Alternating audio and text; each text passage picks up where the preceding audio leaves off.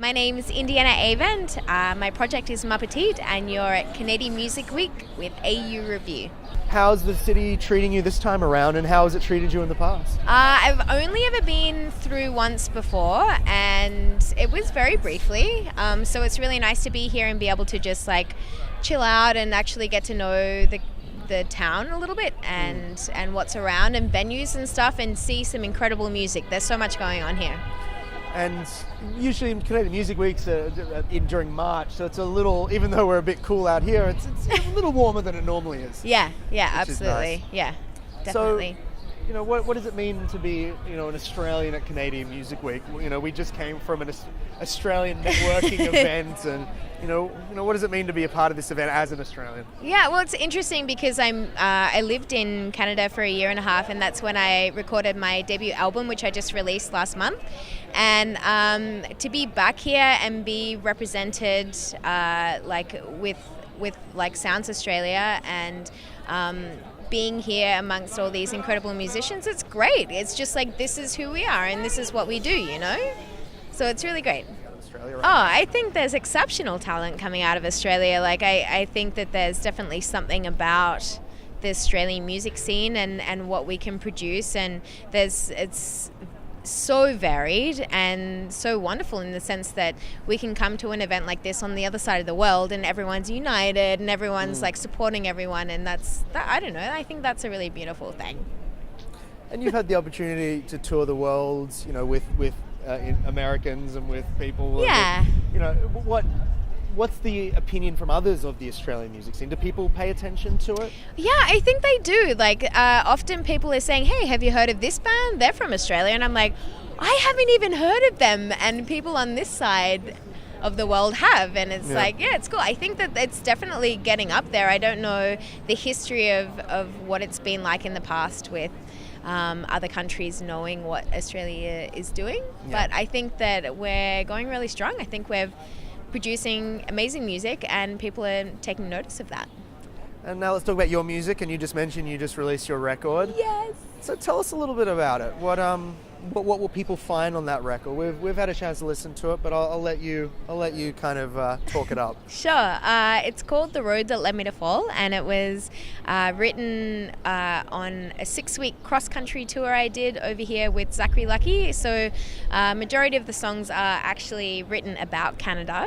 And influenced by the people that I met and what I saw, and so much so that I came back for a year and a half. I lived in Vancouver and I recorded it over that time using Canadian musicians that kind of understood what I was writing about, I guess. I just wanted to sort of embed their talent and understanding of the country into the record, and then all the artwork is photographs of the tour and the time that I spent here and the places that I fell in love with. So it's basically a homage to Canada. It's a very, very Canadian record. Yeah, it's a very Canadian record, yeah. but very Australian as well. Yeah. It bring those two together. Yeah, it does, and that was kind of my aim with it. I just wanted to sort of incorporate both aspects of the music scene, yeah. And who did you work with on the record?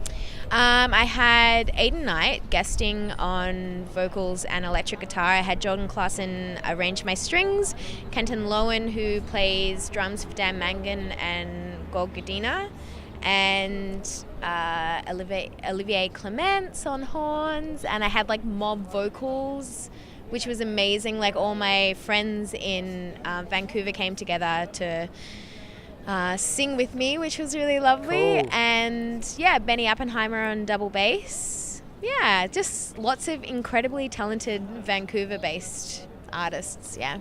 So what's next for you? What's happening after Canadian Music Week? Holy moly, so much. Where to begin? I'm touring in Canada out east and out west. And then after I do that, I play another festival, and then I go to Edinburgh for Edinburgh Fringe, and I'm going to try and hook up some shows there. Then UK, I have a potential festival and tour in Iceland, and then Germany and Spain, then back home for 1 week, and then I go on a 6-week national Australian tour, which will take me up to Cairns, down to the Red Centre, up to Darwin, around the West Coast, and back home again. And ask me how I am in December, and I'm probably going to say exhausted, but... If you can speak. If I can speak. But I'm so thrilled. Like, I mean, this is what I've worked towards my whole musical life, is touring it, getting it out there, getting people excited about what I'm doing, and meeting new people, and just being able to experience what it is to be a musician. And I'm totally stoked to be doing that right now. And you mentioned all these amazing places you're going to. You know, do you have places left on your bucket list? Is Iceland one of them, or have you performed there before? I actually have, but with my old band Lamplight, who were an incredibly amazing Australian band back in the day, about 5 years ago. It wasn't that long ago. It feels like it. But yeah, I was there with Mio, the lead singer from that, and that's when we met our contact over there, and got to know the country. I don't know, like, I would love to go to Asia. I'd love to go. I have some interest from South Korea. I'd love to go to Japan. Like, oh wow, take me to Japan. I don't know. I just like.